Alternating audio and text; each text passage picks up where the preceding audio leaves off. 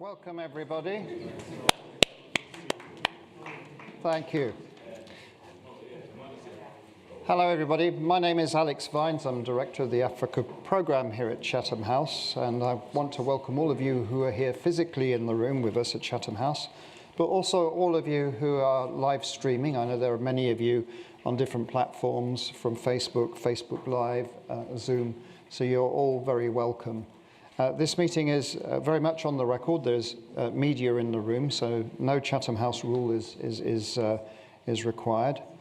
And I'm delighted that we have this opportunity today to hear from Professor Yakubu, the chairman of the INEC Commission, the Independent National Electoral Commission of Nigeria, about preparations and priorities for electoral integrity and inclusion for the forthcoming elections in Nigeria.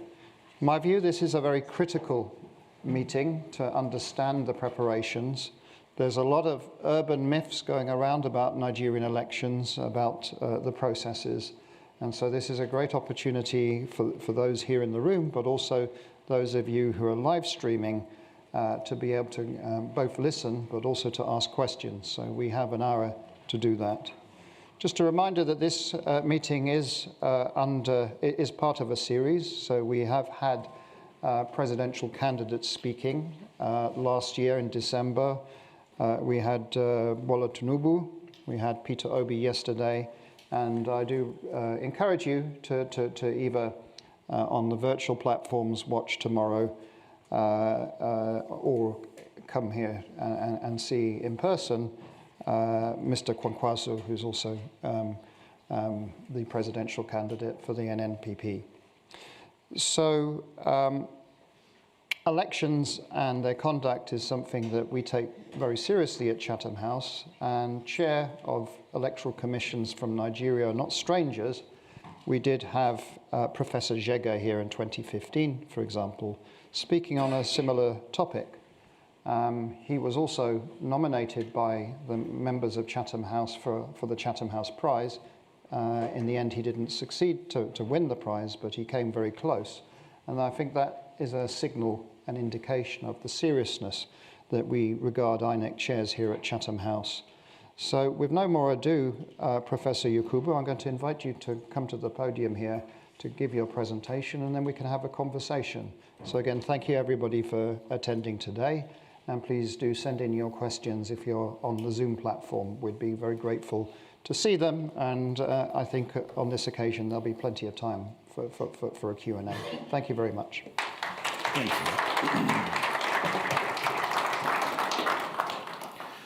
Thank you very much, Dr. Alex Vines, and I want to thank Chatham House for the invitation to speak today on this illustrious platform, which has over the years welcomed exceptional intellectuals, celebrated public servants, and renowned statesmen. I have been informed that I am only the second chairman of Nigeria's Electoral Commission to speak at Chatham House after Professor Adairu Jega in 2015. I appreciate this profoundly. I am all the more excited because I've been invited to speak on Nigeria's 2023 general elections with particular emphasis on preparations and priorities for electoral integrity and inclusion.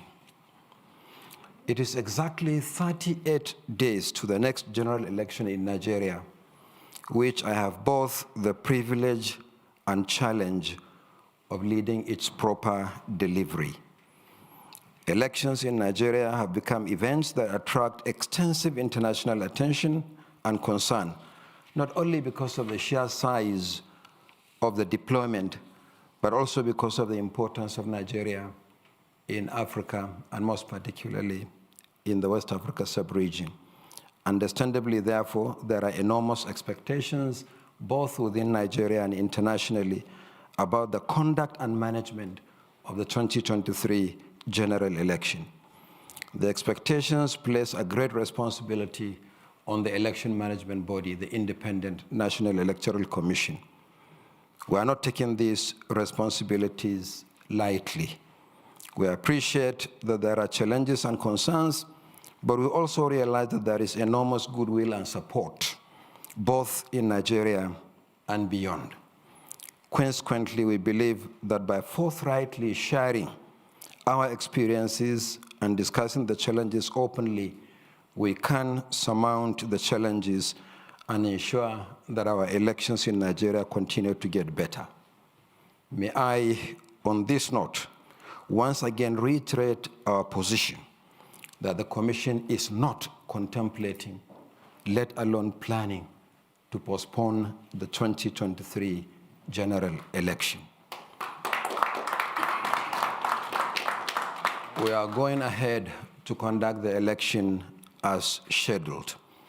But by way of preliminary remarks, I wish to remind you about 3 important facts about Nigeria's election, which I believe many of you are aware of.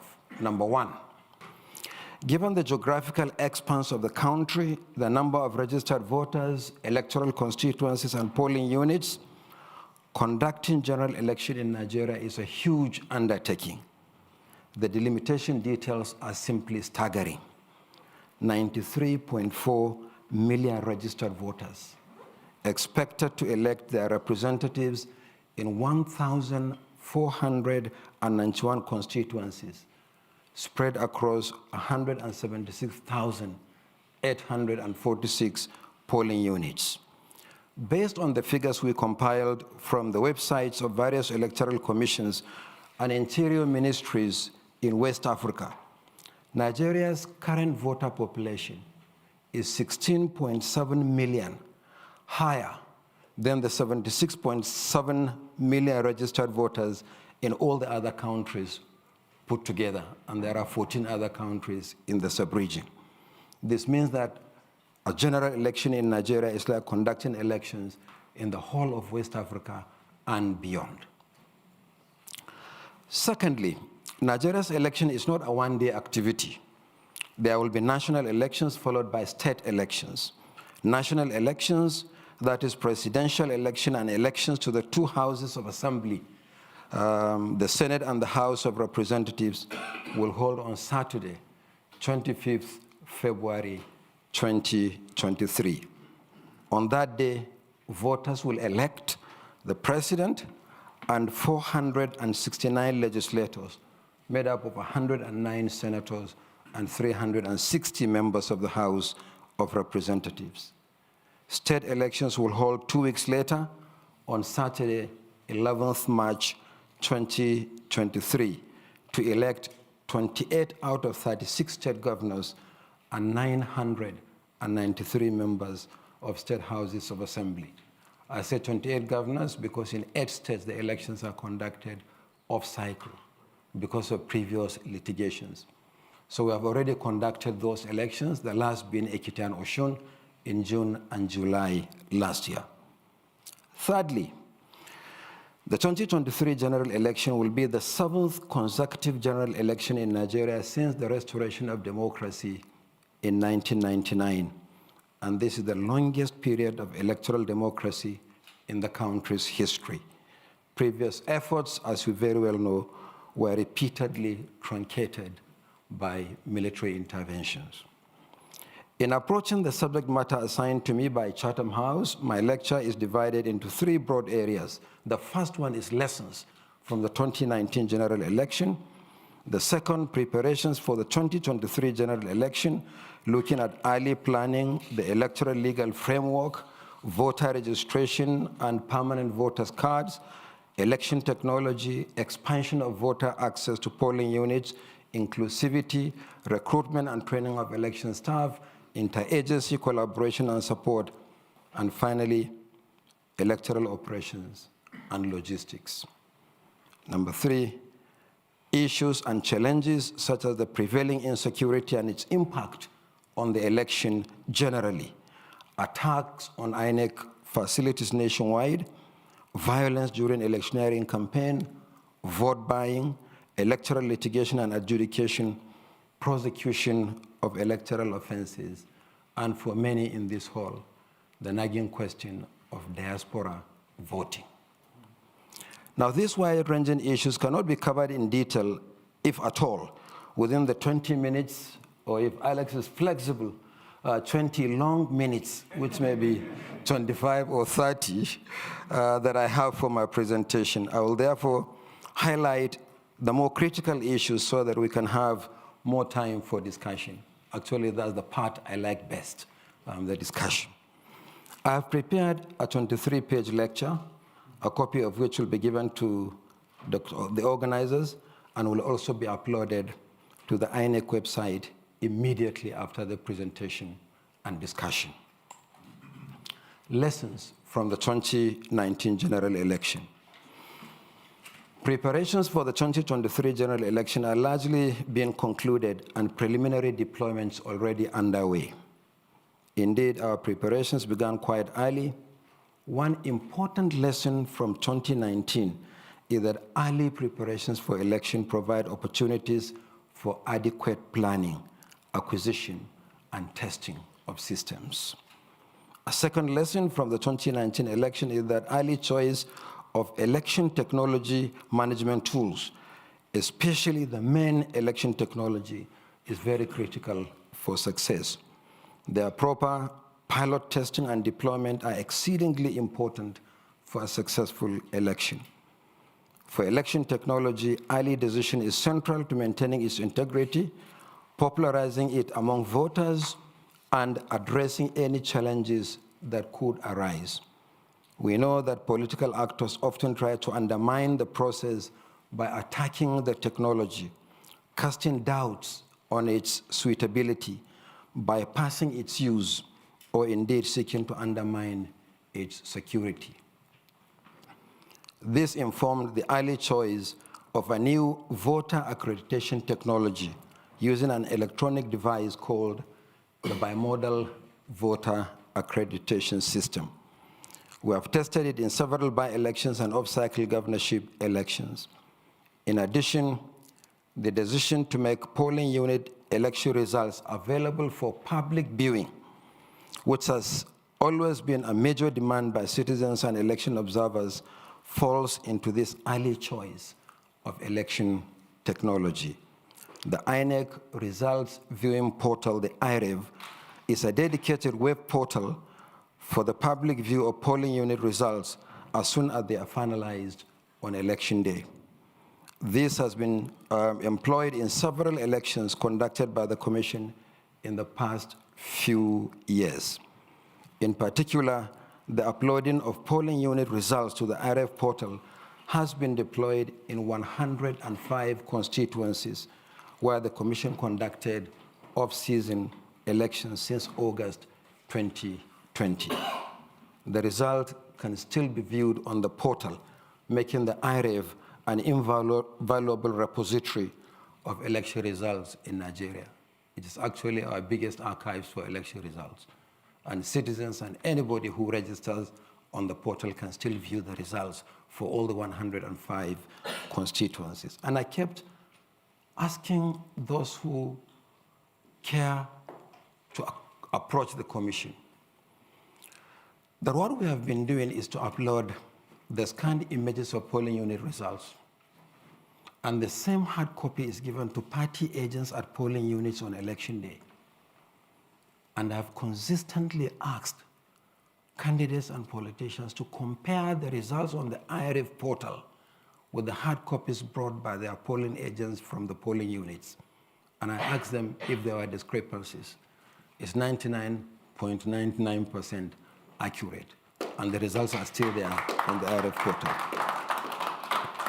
Now, a further lesson from the 2019 general election, which is helping us immensely in our preparations for 2023, is that an early finalization of changes to the Electoral Act, the principal legal basis for elections, is critical to proper organization of elections. In the build-up to the 2019 general election, there was an unending back and forth between the executive and legislative arms of government on the Electoral Act. And in the end, the amendment was stalled. And one consequence of this was that INEC could not conclude work on the regulations and guidelines for the election, which are meant to drive from and be consistent with the Electoral Act as early as we intended. Since the Commission has no say As such, in the passing of the Act, it had to wait for a final document to emerge from the process, which ultimately did not materialize. The several recommendations that the Commission made to the National Assembly to include them in the amended Act to improve the quality of elections, such as the strengthening of the use of technology, early conclusion of candidates' nomination, as well as the timely funding of elections, never ultimately became law. It is noteworthy that this time around, the Electoral Act 2022 was passed in good time, and it has addressed some of the issues and challenges we encountered in 2019. The last lesson from the 2019 general election is funding, an early release of funds to the Commission, which are also very important to well-organized elections. And partly because of delays in finalizing the electoral legal framework for the 2019 general election, finalizing the budget for the election, and arranging a good schedule for fund releases to the Commission, all this was rather tardy and challenging to the Commission. And to add to the pressure on the Commission, there were over 14 million more voters to cater for in 2019 compared to 2015. It required painstaking and prolonged engagements with the Commission, and both the executive, within the Commission and between the executive and the legislative arms of government, for us to make some headway.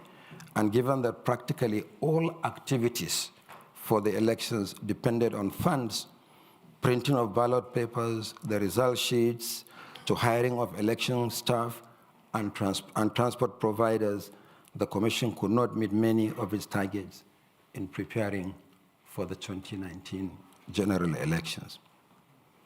So, learning from this experience, what have we been doing to make sure that 2023 is better than 2019? The first point to make is election planning. And learning from the 2019 general election, a great deal of forward planning and engagements have been undertaken, and many aspects of our preparations attest to that. First, we concluded the new 4-year strategic plan and strategic program of action, as well as the 2023 election project plan, over 18 months prior to the date set for the election. So these planning tools were ready 18 months ahead of the elections, which gave us a very good start. Then the Electoral Act. Elections are essentially anchored in law, and unlike the case with the 2019 general election, new Electoral Act was signed into law on Friday, 25th February 2022, exactly 1 year ahead of the general election, giving time for both the Commission and all stakeholders to fully acquaint themselves with the challenges in their responsibilities and functions. As an affirmation of our readiness for the general election, the Commission released a timetable and schedule of activities the following day after the law was assented to. It went into force after it was assented to by the President. The following day, on Saturday, 26 February 2022, the Commission released the timetable and schedule of activities. It contains 14 activities to be implemented from the publication of notice of poll to election day. And I'm happy to say that the Commission has accomplished so far 11 out of the 14 activities for the election, and all of them on schedule. So there are only 3 activities outstanding. The new law contains some very important changes that hold the potentials for improving the quality of Nigeria's election. I have identified 10 most important provisions in the new law, but time will not permit me to go through all the 10. But they are all listed in the lecture, which, as I said, will be made available immediately after today's session. Related to the Electoral Act are the regulations and guidelines. The Commission has powers under the law to come up with regulations and guidelines to govern the conduct of election, drawing from the provisions of the Constitution and the Electoral Act. The Constitution cannot be expected to say everything.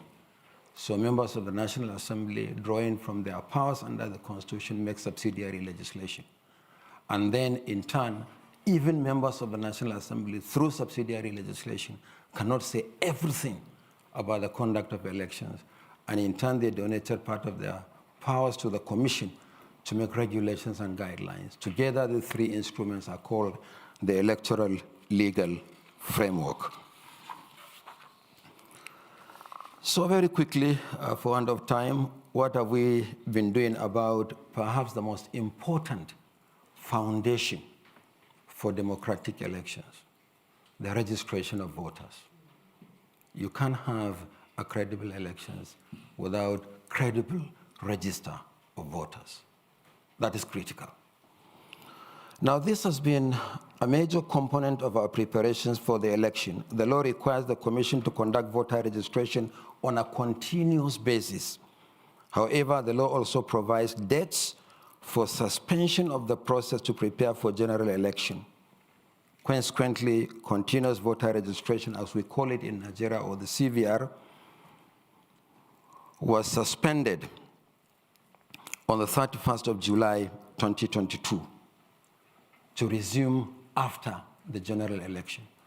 And I'm sure you must have heard about the provision of the law as to whether it is 90 days or not later than 90 days. I would leave it at that. If we have time, we can discuss it.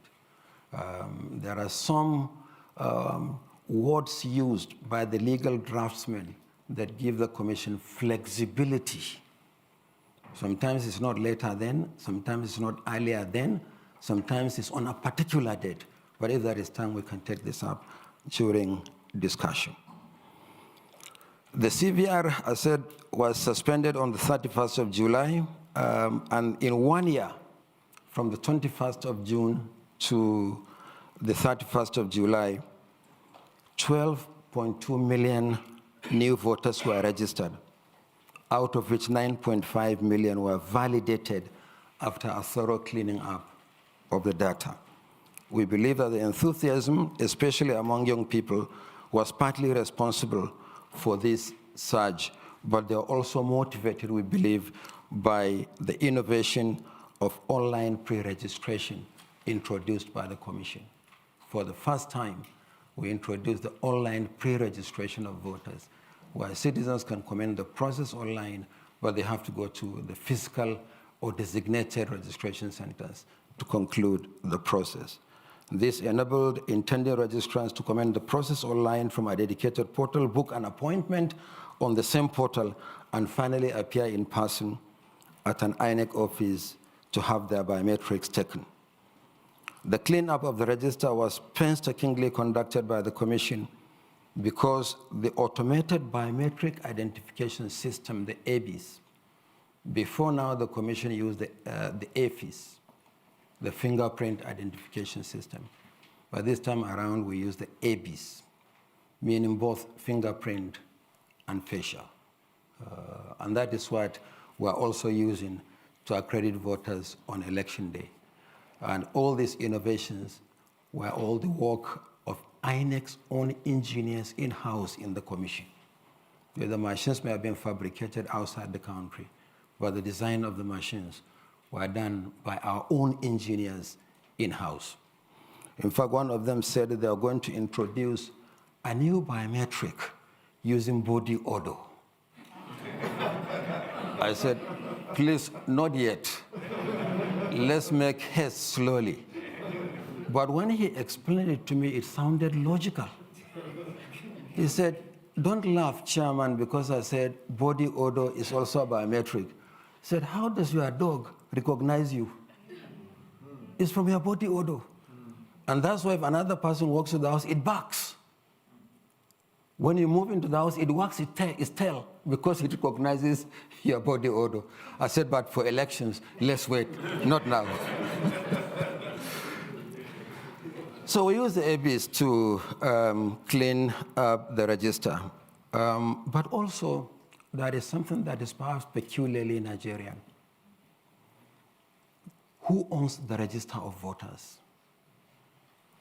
It's the people of Nigeria.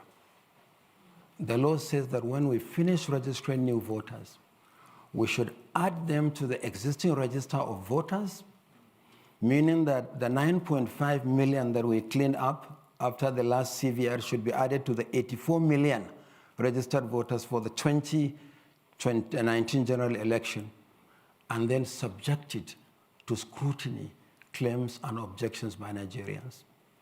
And this requires the printing of hard copies of the register and displaying same in 8,809 wards and 774 local government areas. For that alone, we printed over 9 million pages for that exercise. So at community level, citizens can look at the register, tell us, are there ineligible persons on the register, persons who by virtue of age are not supposed to be on the register, or citizenship, or the deceased, or multiple registrants? Again, because of the Electoral Act 2022, we did something that was novel.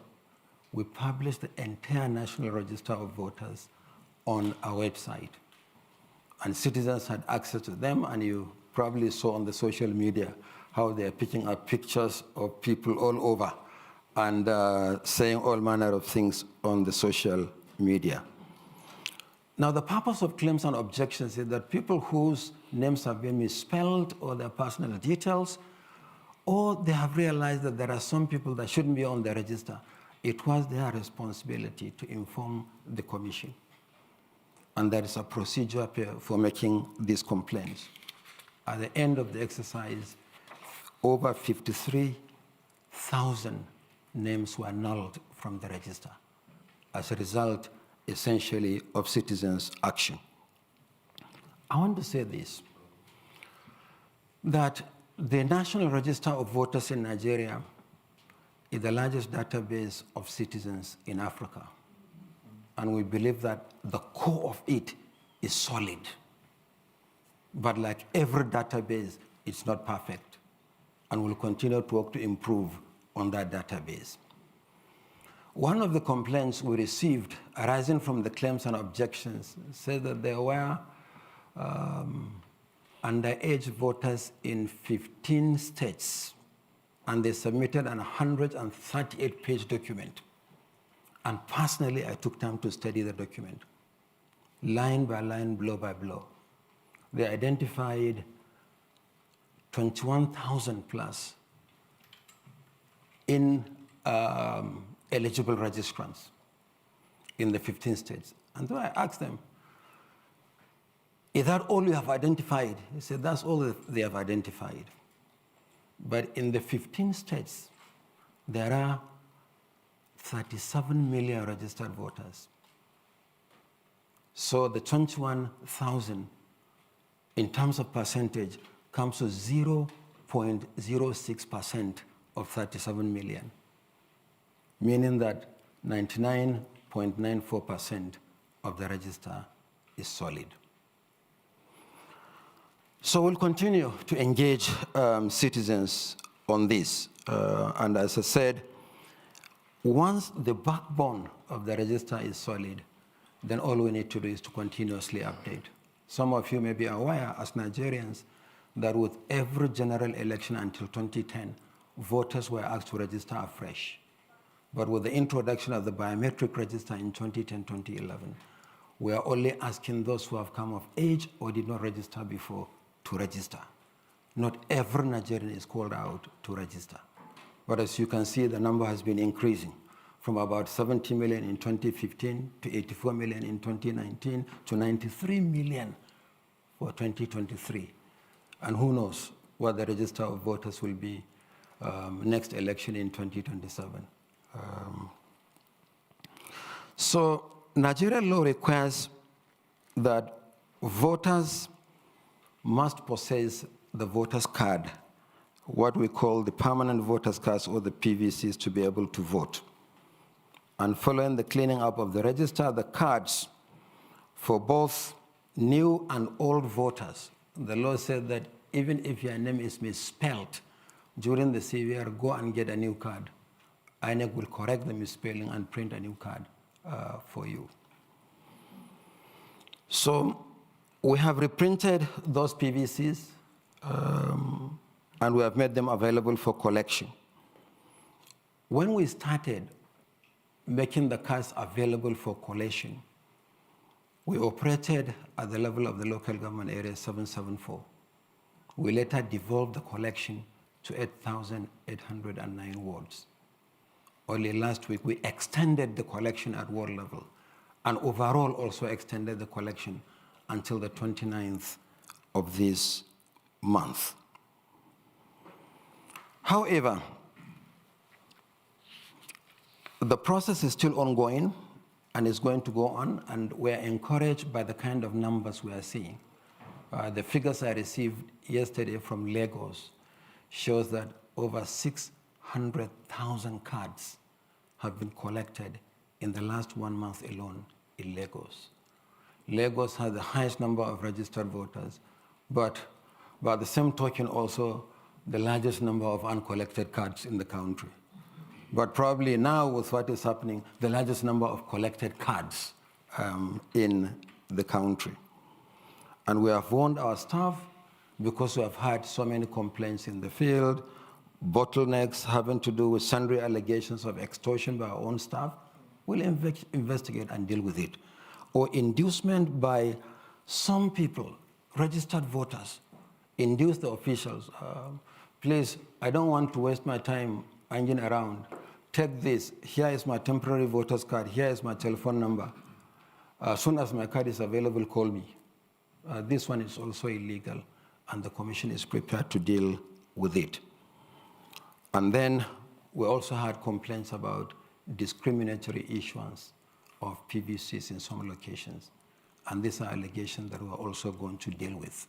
In fact, we have already issued a circular to all our state offices.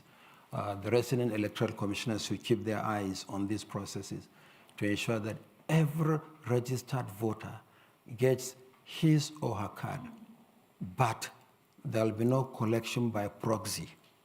That's why we have moved away from distribution to collection. If we were to distribute, all the cards will go. In 1 week, all the cards will leave INEC office, but they may end up in the wrong hands. But we are putting the onus on the registered voter to collect his or her card. So the emphasis is not on distribution of cards, but on collection of cards. Next, I go to what many of you are interested in, I'm sure, hearing from the Commission, and that is on election technology. Now, in order to avoid the usual challenges with the application of new technologies, the Commission introduced and tested our innovations for election early enough. There are 3 critical components.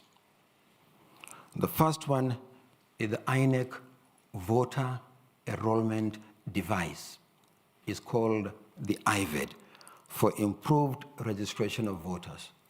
It's the same beavers, but when we register voters, there are peripherals we add.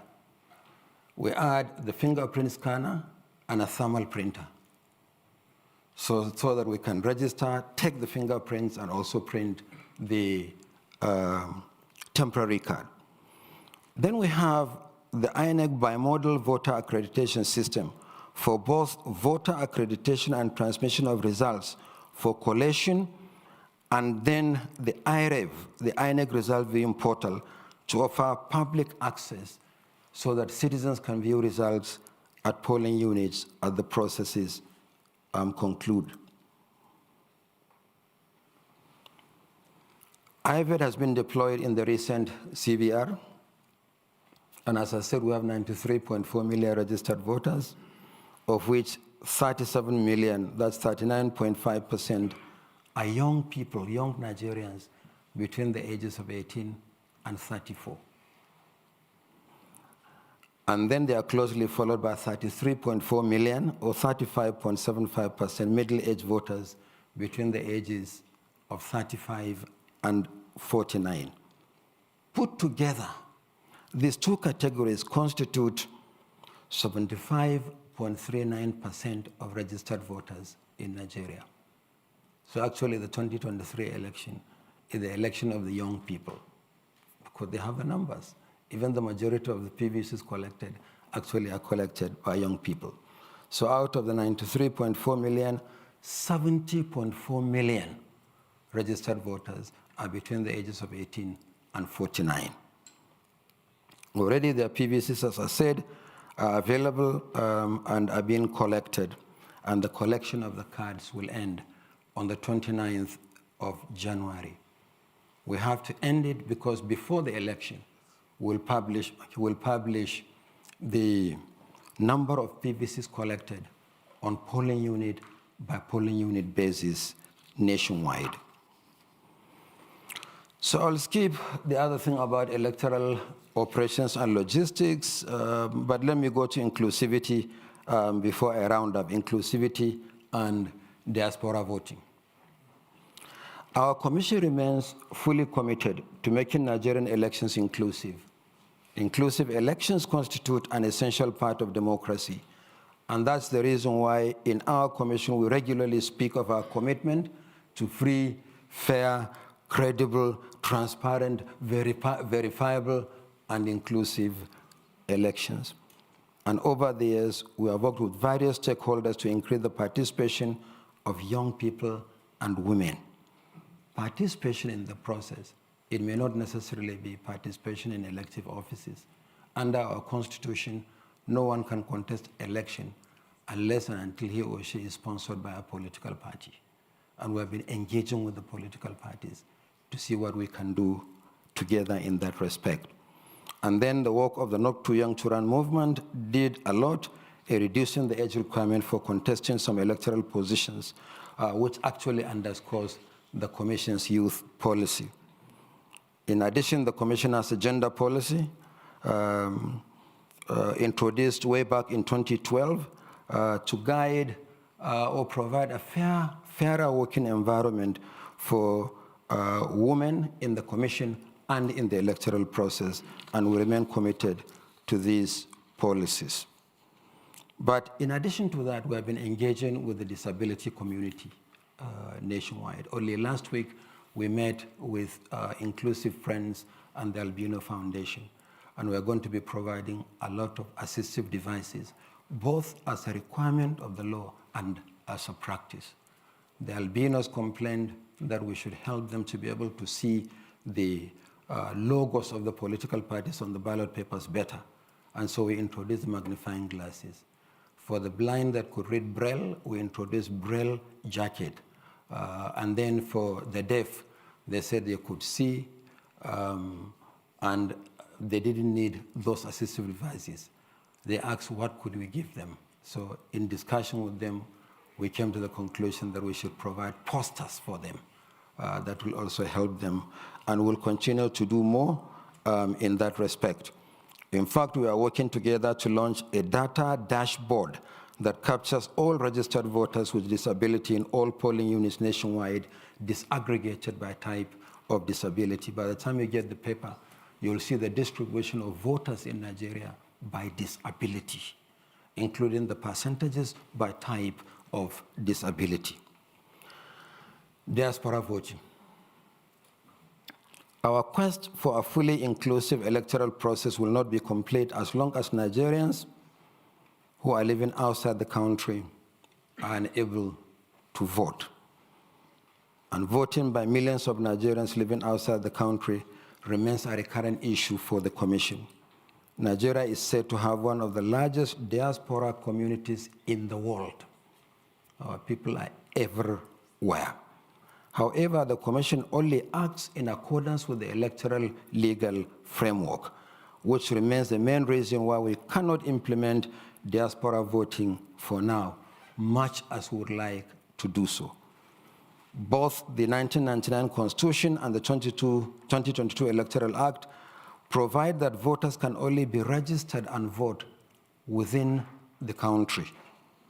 For instance, Section 77, subsection 2 of the Constitution said that every citizen of Nigeria who has attained the age of 18 years residing in Nigeria at the time of the registration of voters for purposes of elections to a legislative house shall be entitled to be registered as a voter for that election.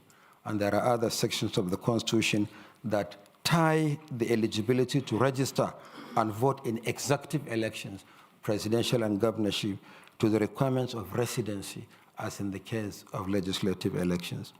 The Commission hopes that these legal obstacles will be cleared at some point to enable Nigerians in the diaspora to vote.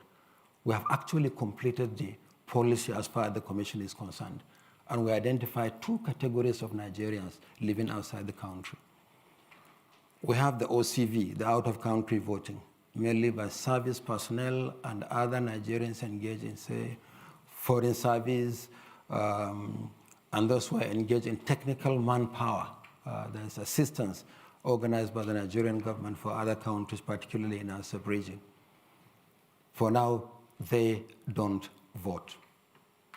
But the other leg of it is for Nigerians permanently resident outside Nigeria. That is the diaspora voting. And we worked with Nigerians in diaspora organizations in the UK, in the United States, and we're even happy that some amendments were submitted, constitutional amendment to the National Assembly, but eventually they didn't sell through in terms of the propositions forwarded to the state assemblies for concurrence before our constitution is amended. Should I talk about attacks on INEC facilities? I don't think this presentation will be conclusive without that. In 4 years, 50 facilities of the Commission were attacked in various parts of the country, mainly in the form of arson and vandalization. Buildings, election materials, and vehicles were destroyed, and sometimes these attacks even targeted staff of the Commission. During the continuous voter registration, some staff of the Commission in Imo State were attacked, resulting in injuries and death. The implication of the attacks is that we have to rebuild facilities and replace materials. And the Commission and the security agencies have increased their presence in some of these locations. The last attack actually happened on Sunday last week, but because of the cooperation between the military and the Electoral Commission, we were able to respond, and the damage was limited to just a section of the building in a local government office. The Commission has repeatedly called for concerted efforts to control and check these attacks. And in December last year, the National Assembly held a public hearing on these attacks, and we hope that authorities have these attacks under control and the response by the security agencies more coordinated. But in spite of these attacks, we'll rebuild facilities, we'll replace damaged or lost items. The election will continue. Finally, we have promised Nigerians and friends of Nigeria that the 2022 general election will be free, fair, credible, and inclusive. And we have left no stone unturned in preparing for it, despite several challenges. But all elections, especially those involving the type of extensive national deployment like we do in Nigeria, will naturally come with challenges. We have worked closely with stakeholders and development partners to confront these challenges, and we are satisfied with our preparations so far. Our Commission does not take the pledge that we have repeatedly made to Nigerians lightly. We are leaving no stone unturned in our preparations, and our commitment remains only to Nigerians and not to any political party or any candidate. Our commitment and loyalty is to Nigeria and the Nigerian people. Only the votes they cast will determine who becomes what. It's not in our hands, it's in the hands of citizens. This is what the law requires of us. We cherish our institutional independence and the integrity of the Commission, and with the enthusiasm of Nigerians, the goodwill of stakeholders and partners, and the commitment of the Commission, we believe that the 2023 general election will be among the best conducted in Nigeria.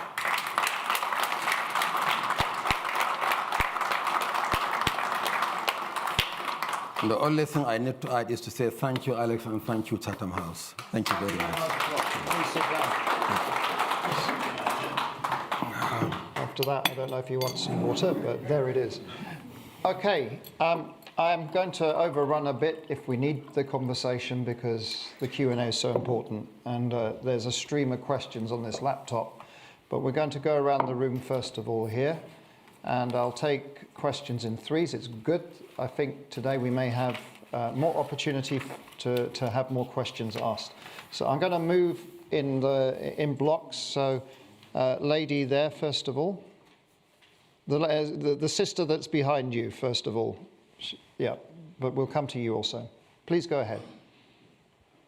Do tell us who you are, and short question, please. Good afternoon, everyone. My name is Lyle, and I'm a concerned citizen. So I've got a couple of questions, but I think you've touched on some of it. One of it is, you said that we did try to pass a policy to see if people in diaspora can vote, but it didn't go through. Would you tell us why you think that happened and what we can do for upcoming election? And then secondly, the election is just in a few weeks' time, sometime in February. But then a lot of people still haven't gotten their their PVC. And we see videos every day of maybe INEC officials not being biased in giving out the voters' card. Is there a way, it could be in future, because I don't know what we can do in this short time to ensure that people get their PVC early enough before, and considering a lot of people are registered maybe where they want to vote, and they can't have their PVC unless they travel to maybe their home country, home state, sorry, I apologize for that. Yeah, is there a way we can make that easy for them? And lastly, sorry, just one more. We'll never get other questions, please. Because I know the lady in front of you, I'm going to come back to you, but you're clearly both together. So, no, the gentleman there, we will come back to you. Yes, you, sir. Yeah, just there. I want to make sure we have diversity of questioning also. Please go ahead. Thank you very much, and thank you, Prof. My name is Isaac Taiwo, one of the Youth Foundation founder. My question is, you've said a lot about what you're ensuring to do to make sure 2023 election is a success, especially for we, the citizen, the grassroots. I believe that the greatest legacy that President Muhammad Buhari wants to leave for Nigerians is to make sure he leaves a credible and a free and fair election. So my question would be, what assurance will you give every citizen that this will be achieved on that very day, 25th of February, 2023? Thank you. Great. I'm going to read one out that's come in. We'll be coming back, don't worry. And I will definitely overrun till about past, so we've got time. We have here a question from Tarila Abede, who's from the Conflict Research Network of West Africa, saying, our research shows that despite the gains in Nigerian security forces, communities across Nigeria are experiencing different forms of violent conflicts and terrorism, and armed groups continue to occupy communities, leading to displacement of civilian population and communities.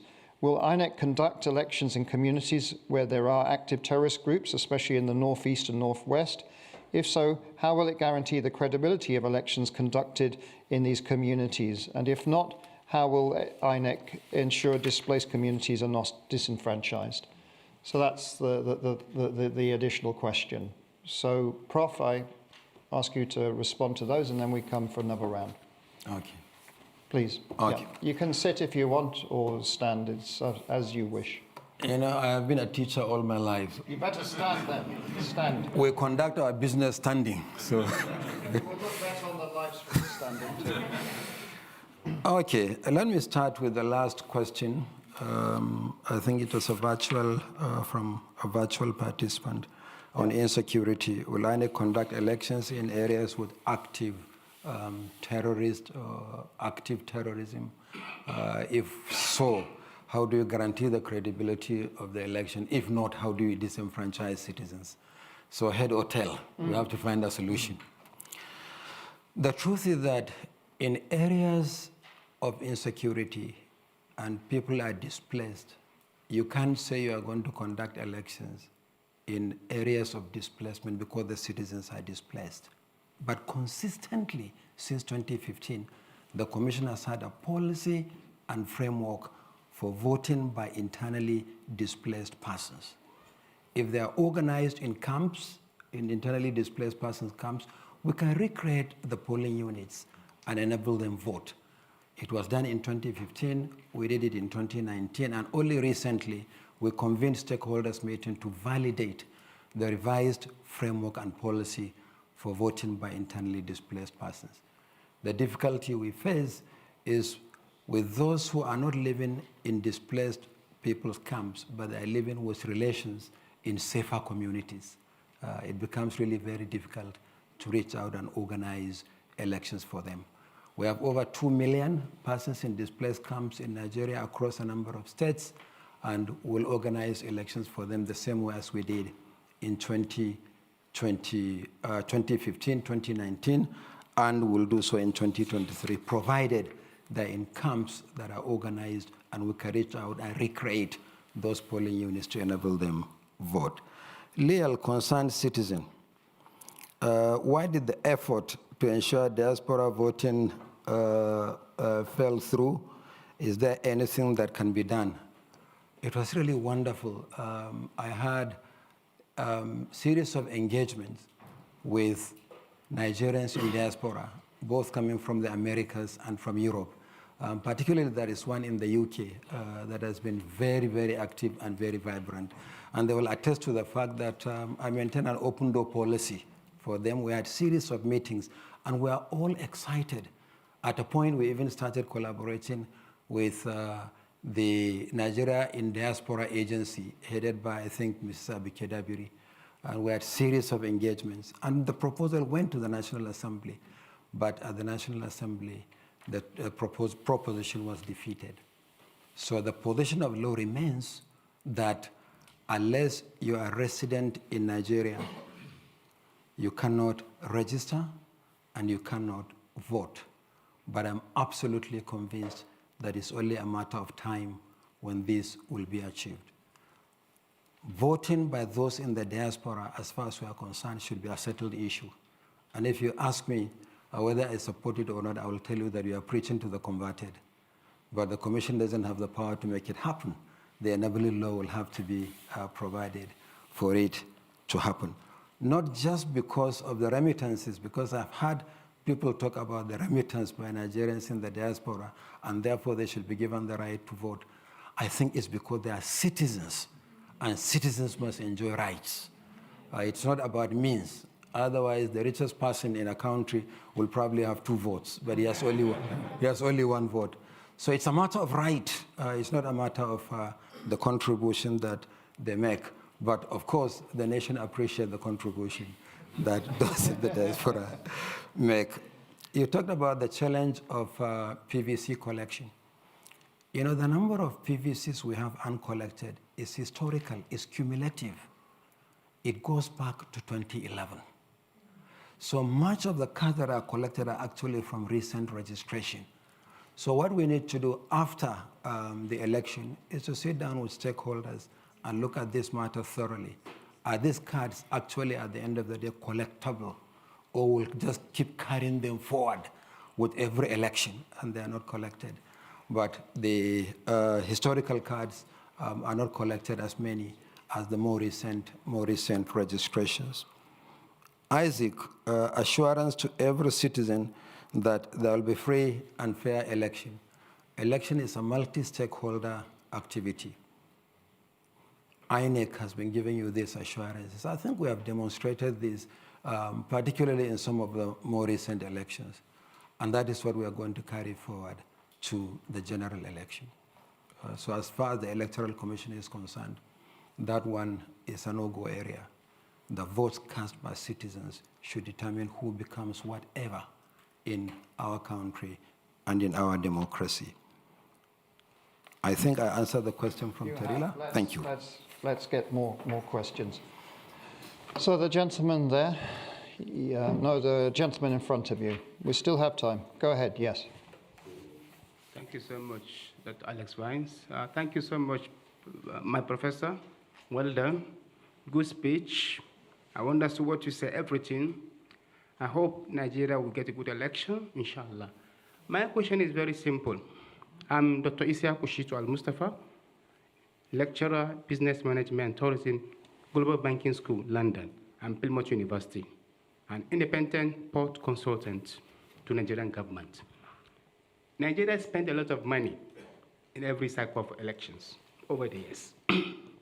And in your lecture, you made mention of the lessons, whereby we spend a lot of money, funding is key issues, and release of funds is key issues, and Nigeria, statistically, is very poor, economic-wise.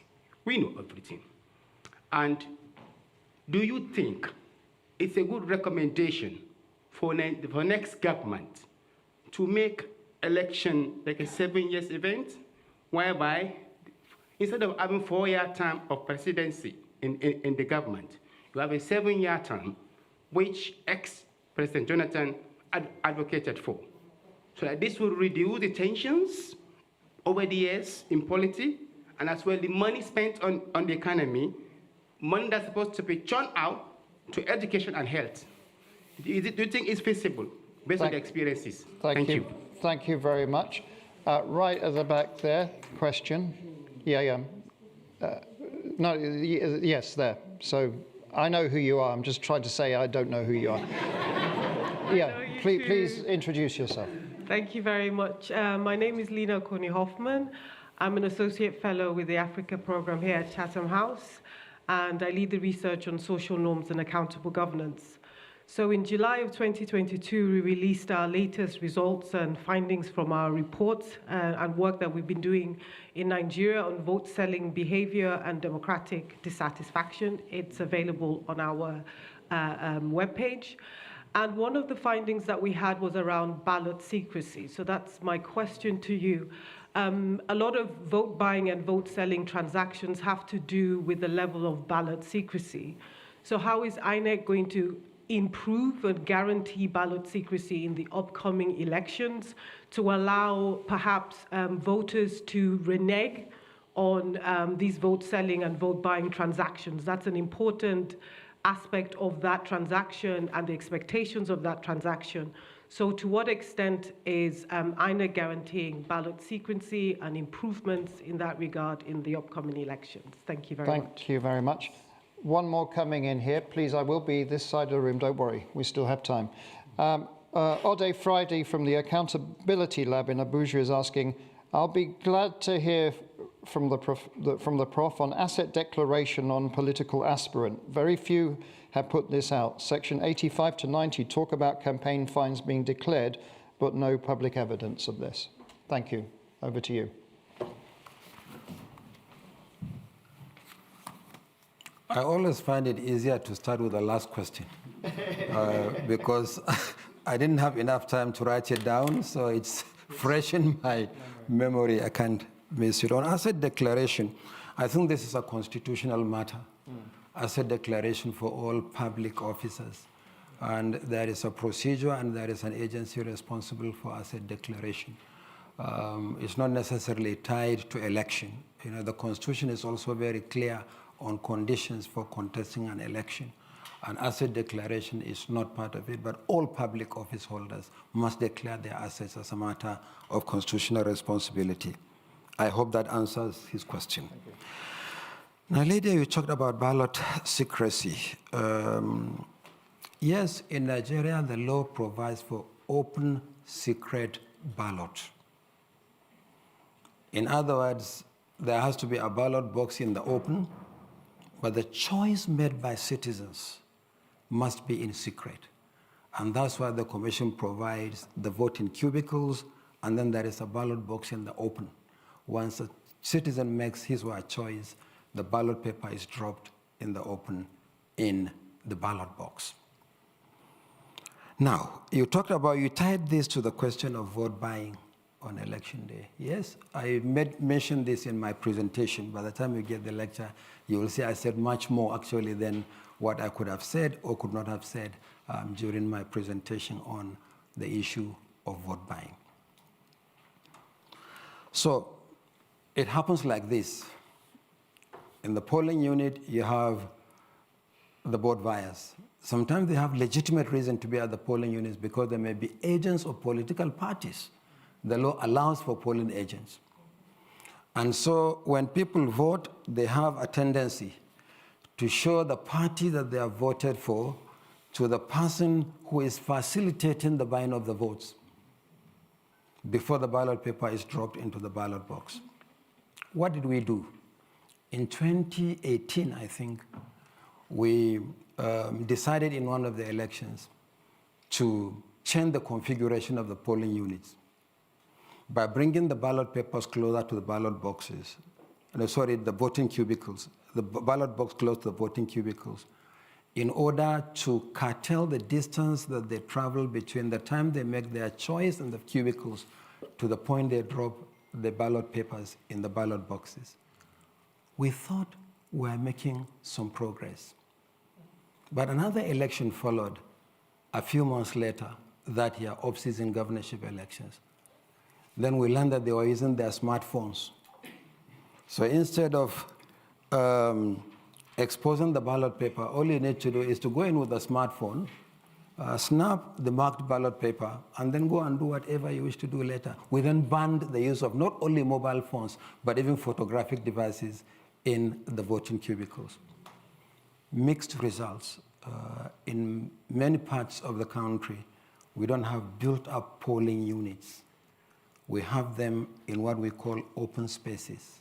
What we provide on election day are the tents or canopies for these polling units. But we'll continue to look into that. But it's not just a Nigerian problem. I also noticed that it's a global problem. Very interesting, I went to the United States for a midterm election some time back, and then you see at polling units posters saying that mobile phones and cameras are not allowed into the polling units. So it assumes that dimension as well. But we also went ahead to introduce the folding of the ballot papers, and we trained our presiding officers. When a voter comes, as soon as the person is accredited as given the ballot paper, that is the way it is folded. And when they make their mark in the voting cubicles, we encourage them to fold the ballot papers in the same way before they drop into the ballot boxes. But what is all this talk about vote buying? It is also for us an indication of the progress that we are making in our democracy, because it is becoming increasingly clear to everyone that the votes are counting, and that you can't drive a voter long before the election and expect the person is going to vote for you. So follow the person to the polling unit. And even the polling unit, make sure that the person has voted for you. At the end of the day, and I've said this consistently, is enforcement of the laws. There are laws, but the laws are not enforced. So let me seize the opportunity to renew our appeal as a commission for the National Assembly in Nigeria to speedily pass the Electoral Offenses Commission bill, so that all violators of our laws shall be penalized accordingly. At present, that responsibility is left to INEC by law. But look at the constraints. INEC cannot make arrests. We have no capacity to make arrests. INEC cannot successfully conduct investigations that will provide the evidence that will lead to successful prosecution. But we are saddled with the responsibility of prosecuting electoral offenders. So several committees, 2009, the Waste Committee recommended the establishment of the Electoral Offenses Commission and Tribunal. 2011, the Lemo Committee did so. 2017, the Ken Namani Committee did so. But the good thing is that the Senate in Nigeria has passed the bill, but it's awaiting concurrence by the House of Representatives. So we hope that the National Assembly will do the needful by passing that law, and that law should be assented to speedily before the end of the lifespan of the present assembly. Dr. Isiaku Mustafa, this is the easiest question I can answer. As far as INEC is concerned, we conduct elections on the basis of what the law says we should do. It is not our business to do advocacy for extension of tenure. But whatever the law provides, it's what you do. Thank you very much.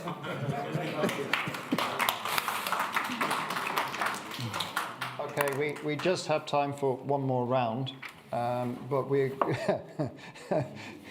Let me start with the gentleman here. I'm going this side and we'll move across. So you, sir. Professor, welcome to London. John Cookson from Arise News. The BVAS system has been used before, but not without teething problems, especially in the recent governorship election. What guarantees can you give to the Nigerian people that all the problems have been ironed out and it's going to work properly when it's counting 90 million votes? Given the amount of hands, what I'm going to do is ask a few more people to ask questions, but choose the ones that you... yeah. So I'm going to put the pressure on you. So the lady there. Microphone going there. No, thank you. Thank you, Chairman. My name is Aisha Agboluaje. I'm a final year student at the Royal Holloway University of London. And this is the first year that I am legally old enough to fulfill my obligation to vote. But I'm here in London, so I can't vote. However, my friends and family that are in Nigeria have spent 2-3 days going to the INEC office or going to the local government to get their voters' cards. And you know, Gen Z, we do not like stress. How are you using the technology, integrating technology to bring voting to the people? We have NIN that we have gone to register for with our facial recognition, with our fingerprints. How are you, using the technology to take voting to the people so that it can increase political participation? Also, in the terms of female participation in politics, I know it's not INEC's problem directly, but don't you think Nigeria would benefit from a quota system like other countries in Africa, like Senegal and Rwanda have? Thank you. Thank you very much. Gentleman over there, we're moving along this way. Yes, you, sir. Yeah, in the middle row just there. My apologies, we just don't have enough time for everybody. Thank you very much, Professor. I'm going to make it quick. My name is Yomi Maja, General Secretary, Allied International Club. There has been rumor out there that some persons or groups are trying to actually get you removed from the office. So do you have anything to say to that? And the second thing is that in terms of logistics, some rural areas actually experience some delays in view of the fact that we only have about 5-6 hours voting in the country. I hope you can actually tell us that there's going to be an improvement in terms of distribution. Quickly, lastly, thousands of people... come on. No, enough. Please. And the lady at the back there. Yes, madam, you. Yeah. Thank you very much. My name is Ndidi Njoku. I'm the Principal for Markets for Development and the chair of a diaspora organization called the African Foundation for Development, which we're actually celebrating 30 years. And we've worked a lot with the Nigerian government and the Diaspora Commission. So thank you, Professor, for your presentation. It's absolutely great. Last year, Chatham House hosted the Speaker of the House of Representatives from the Federal Republic of Nigeria. When he talked about diaspora voting, he said that the House had wide theoretical support to bring diaspora voting into fruition, but he mentioned that the issue was a practical issue. So my question is, what is the Commission doing to examine innovative and practical ways in which diaspora voting could be realised? Thank you. Okay, and finally the gentleman at the door there. Yeah, you, sir. Thank you very much, Professor Yakubu. I'm Professor Chris Imafidon. I chair the Excellence in Education Program, and we collaborate with a few Nigerian universities. I just want to clarify from you whether the continued use of senior academics as returning officers, instead of the new suggestion that they may need to use local government officers due to security and safety, is a rumor. Thank you. Thank you very much. And online, there's been quite a few questions coming in. If there's a second round for presidential elections, how prepared are you? That's the question that a lot of people are asking. So we're not asking for you to answer all the questions that you've just received, but I would invite you to kind of sum up respond to those that you feel appropriate, and then we'll draw to a close. Thank you. Thank you very much, Alex. I will take your advice seriously, since you have given me the option of choosing which questions to answer, which questions I'm not going to answer. But I'm going to answer all questions as best I can. So we start with John, Arise News. You talked about the teething problems with the beavers and what guarantees that the machines will work. Yes, we had issues in Anambra and the FCT when we deployed the beavers in November last year and in November 2021 and February 2022. We went back to the drawing board. We have found the solution to the problem. That's why in subsequent elections in Ekiti and Osun, you didn't see those glitches. But I'm not going to say more about what we discovered and what action we have done. Because if you are running web resources, you have to be mindful what you say, particularly at a forum like this, because the bad guys may also be listening. But we are confident, and this is what we have done, and we completed this early this week. We have the machines for the 2023 general elections, but we didn't want to take chances. Each and every machine has been tested and confirmed that the machine is functional. So actually, for the last 2 weeks or so, our officials were in all the states of the Federation testing those machines. And the functionality of the machines is simply very encouraging. So we'll not take chances. The second thing we are going to do, and pretty soon, is to conduct mock accreditation exercise nationwide ahead of the election. We won't wait until the main election comes. We'll test the integrity of these machines with real live voters in selected polling units across the country. We did so in Ekiti and Osun. It was fantastic. We are going to do so nationwide. And increasingly, our people are becoming even more excited about the deployment of this technology. So we are really happy. And in terms of the numbers of the beavers machines, we always make provision for additional numbers of machines in case of malfunction or glitches. And there is always a backup. We have what we call the RA technical support that will fix the machines in the unlikely event of any glitches. And where it needs to be fixed is fixed, but where it fails to function completely in a polling unit, and from previous experience, there are isolated polling units, the law has a remedy that the Commission should immobilize and conduct the election in the affected polling units within 24 hours. So we are really, really comfortable where we are on the machines, but we'll continue to do whatever we need to do to protect its integrity and to continue to test it for deployment during elections. Aisha, you asked 2 questions. The first one is friends spending quite a number of days to collect their PVCs.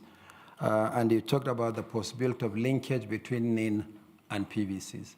NIN is our national identification number. These are numbers issued by a completely different agency.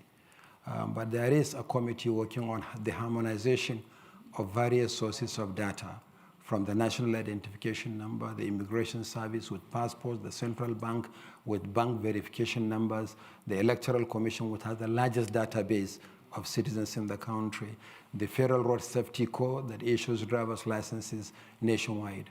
We hope by the time we achieve that harmonization, then obviously it will be easier.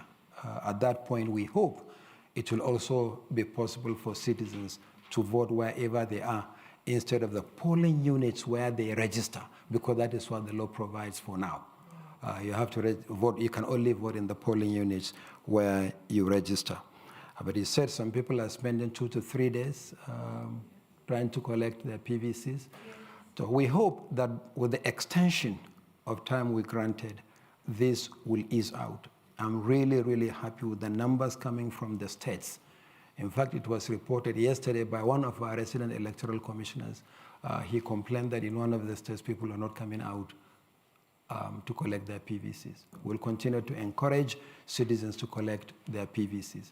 We'll see what happens after the ward level collation, because after ward level collation, we are coming back to the local government areas for another week until the 29th of January.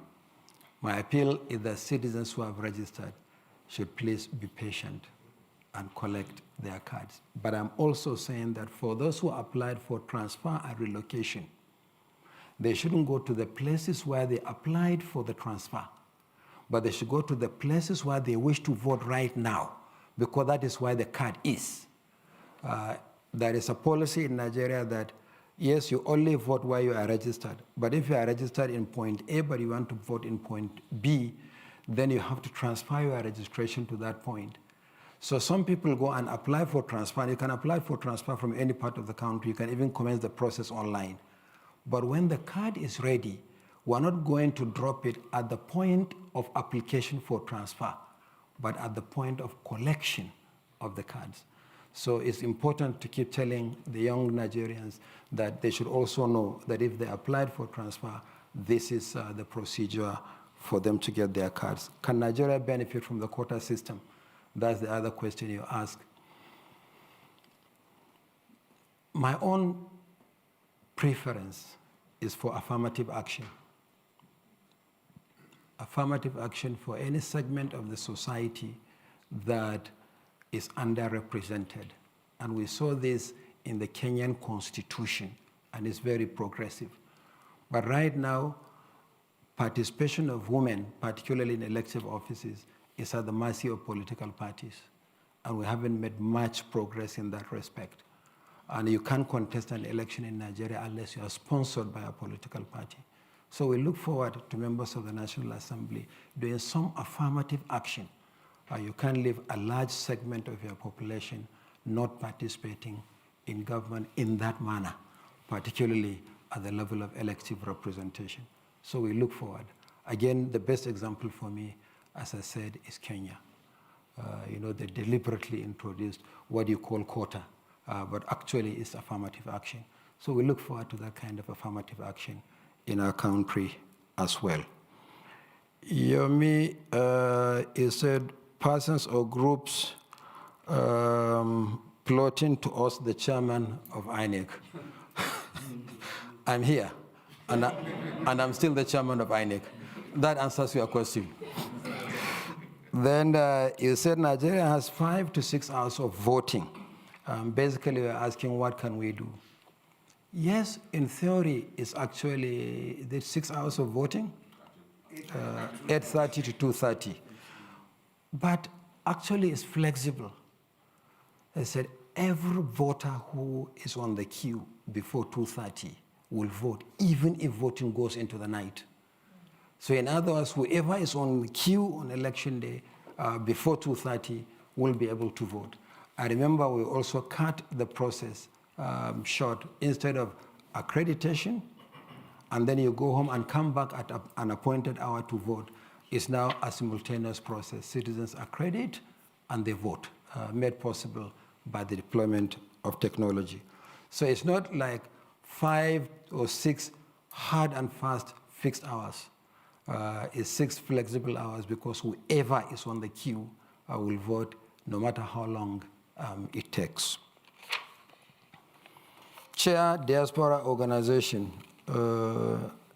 he said that someone said that there's a practical issue rather than a legislative issue. That's the impression I get. He said that there's a practical issue that should be addressed, and you tie this to the issue of funding and logistics for election and whatever. They said that they have wide-scale support, but there was a practical issue. They kind of looked around the world, they didn't see any solution. So it was just whether the Commission are looking at innovative solutions to bring about diaspora voting. Okay, the best thing for us, before we even talk about innovative solutions, is for the law to be amended to enable us proceed. For as long as the law is not amended, we cannot even begin to innovate. Yes, as I said, we have a policy on diaspora voting, but as long as the law remains what it is, it's going to be an obstacle to diaspora voting. So the law first. Once the electoral legal framework is clear, then we can debate, we can discuss How are we going to start? Where are we going to start? What will be the modalities and what have you? But the law first before we talk about what we do. Then, Prof, you talked about the continuous use of senior academics as returning and collation officers. And you propose that we should perhaps use what? Local government workers? Am I getting you right? Sorry, Prof. Yeah, it said it's been discussed that they may use local government workers instead of academic institutions. Who may use local government workers? Your The commission? No. Your commission. No, please discountenance that it must be a rumor. The procedure is very clear. We can't use local government workers. We're not conducting local government elections. Local government elections are conducted by state electoral commissions. There is a procedure, there is a policy, the policy hasn't changed, and that is what will apply for the 2023 general elections. Then Presidential runoff. yeah, presidential runoff. Is the commission prepared for a presidential runoff? The truth of the matter is that with every general election, the commission prepares, at least for some time now in the last 3 electoral cycles. We also prepare for that possibility. Reason is, until the Constitution was amended, there was only 1 week for presidential runoff in case it happens. And with the number of registered voters we have, it is almost impossible to print the ballot papers required and the result sheets and deliver them to locations and conduct the elections as required. So with every election for the last 3 electoral cycles, we also make provision for the possibility of a presidential runoff in case it happens. If it happens, then we'll have no issues. And this year is no exception. Fortunately, the time frame has also been extended. The 4th alteration to the Constitution has extended it by 2 more weeks, so it's now 3 weeks instead of the 1 week we had before. But we always prepare for that possibility. In case it happens, we don't know. It is in the hands of the voters. But if it happens, we will not be caught napping. Thank you. Thank you.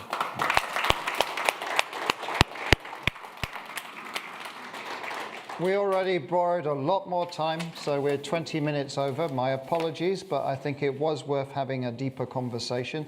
This was a technocratic presentation, so this is not the electioneering that we've had yesterday in December, and we will have tomorrow. As you know, the NNPP candidate is speaking here, same time, but we won't overrun as long as today, so that each of the candidates was treated in the same manner. I don't have anything more to do but to say 2 things. One is that the full speech presentation will be both on the INEC and Chatham House website shortly. And to thank Professor Yakubu for coming to Chatham House and spending time here today and answering all our questions. Thank you very much, Prof, and good luck for the election.